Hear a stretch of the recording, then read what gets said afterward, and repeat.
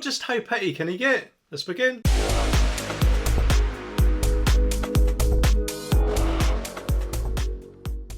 Now, of course, there's nothing like a bit of banter with a colleague when you're at work, is there? You know, it tends to make the day go much quicker, whether you say hello by farting or waving at each other, just not using all the fingers. Although, speaking about farting, my girlfriend doesn't exactly get away with it either, because when I let one go when I'm in bed, I'm kind enough to pull the duvet covers up over her head. And yes, okay, that might sound a little bit horrible, but to be honest, my farts smell of roses.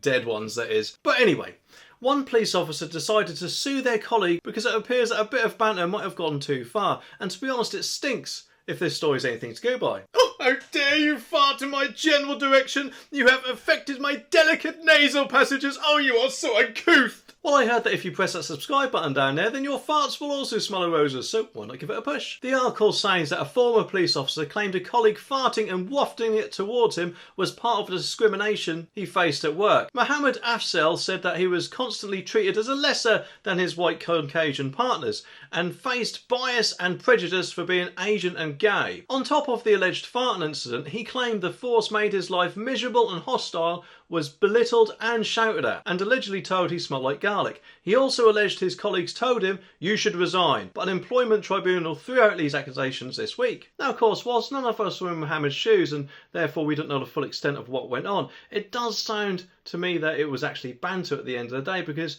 how can farting and wafting it towards someone be classed as either racist or homophobic or anything like that at all? It seems like banter to me, if anything. And admittedly, yes, it's not a very nice thing to do, but that is what some colleagues are like. I mean, in the past, I've been on the phone and I just happened to turn around and saw a colleague standing next to me, but facing the other way. I thought, what's he doing? And then he let one rip right at me. But generally, that is the way us guys play, isn't it? It does sound a bit immature, but there we go. As for the other things, I'm guessing that they were along the same sort of lines as a tribunal threw them out. And correct me if I'm wrong, but I'm pretty sure they would have taken it seriously if some evidence existed to the contrary. And you know, I could be wrong, and I don't know if it's just me, but quite often nowadays it seems like people are too quick to say, "Oh, I'm offended, you offended on me, you've picked on me for this reason, or you've picked on me for that reason," and they all want to play some sort of card or something like that, rather than taking it as the joke that it was meant as. But like I said, you know, I could be wrong. Also, because banter can be quite rife within some workplaces, it does make me wonder if he's actually played a few jokes on them in the past, and that being the case, have they made any complaints about him? An unfair dismissal panel concluded that Mr. Afzal was wholly unable to identify facts that indicate he may be able to show that the Met was racist or prejudiced against him